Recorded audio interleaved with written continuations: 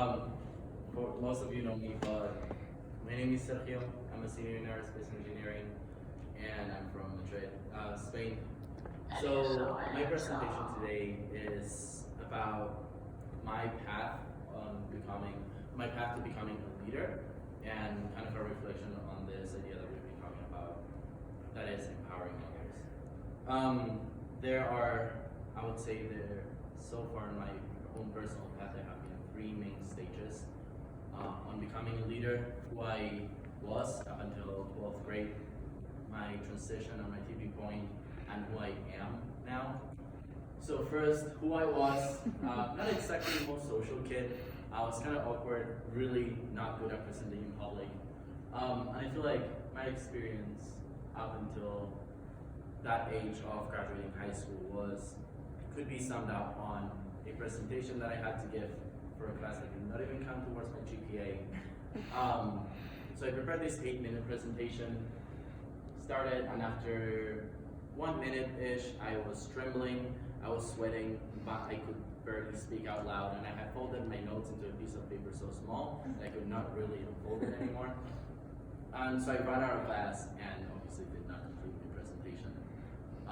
Then my tipping point, or transition, however you want to call it, started the summer before my senior year of high school. I attended a summer camp in Germany, a sports and adventure summer camp, and I took part on their, what they call their leadership program, which is basically a small group of 17, 18-year-olds. We work together with the staff to, help them organize events, like take care of the kids, like just be the leaders within the camp, also given that we're the oldest kids.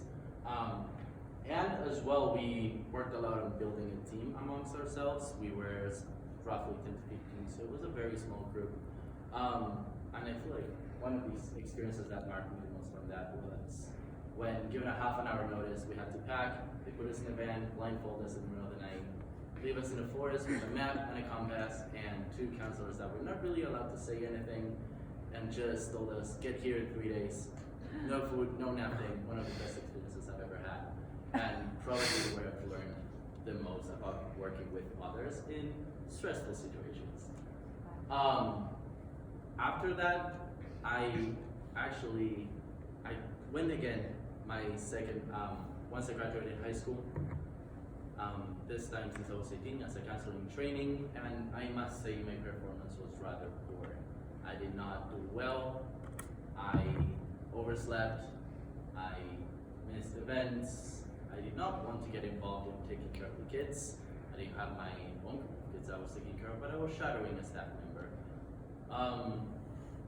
And so that really did not go well at all. Then again, after that, I wanted to go 3rd year. And this time I was actually old enough to be a teamer, a camp counselor, so I was really excited about it. But they really did not see the need for me to go back, given my poor performance. So I had roughly over a 4-hour interview via Skype with one of the people that takes care of their human resources, of recruiting their staff, forming their team for next year. His name's Chris, amazing man.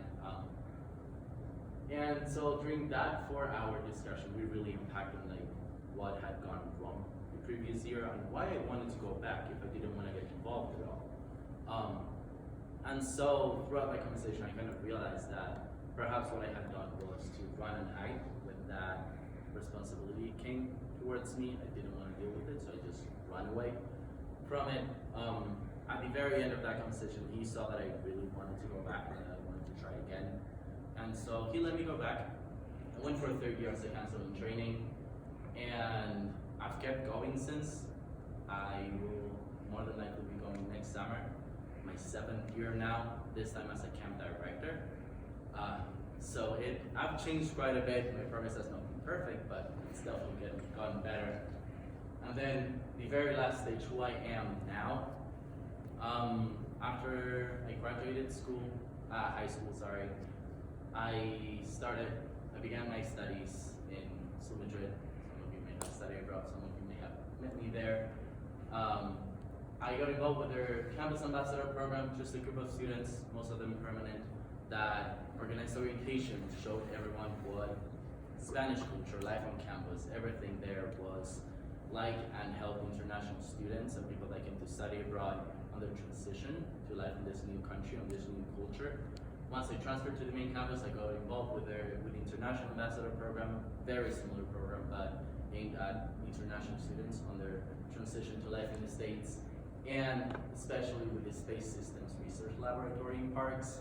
Up there, that's Connor, taking a picture with our spacecraft, Argus 2. I've had the chance to work on this spacecraft since the very beginning, back in January 2018, when we were first pitched the concept. I designed it for a class, ended up showing that it was a viable project. We showed it to the lab, I got involved with it further, and I've been leading their ground operations team since. Got involved in many different ways, worked in the lab over the summer, and completed the spacecraft, which is actually right now in the space station up until January when it will be deployed. This is a video from when we launched in early November. And so what I think that, what I want to get out of this, what I want you to learn from this is that in one way or another, we all have our own Chris, most of us have our own Chris. And at the same time, given that we're all leaders on this campus, we are all Chris's. By that I mean that we've all had someone that has provided us with an opportunity or pushed us towards getting more involved, perhaps in a position that involved more responsibility or that involved more of a leadership role rather than a contributing role to an organization.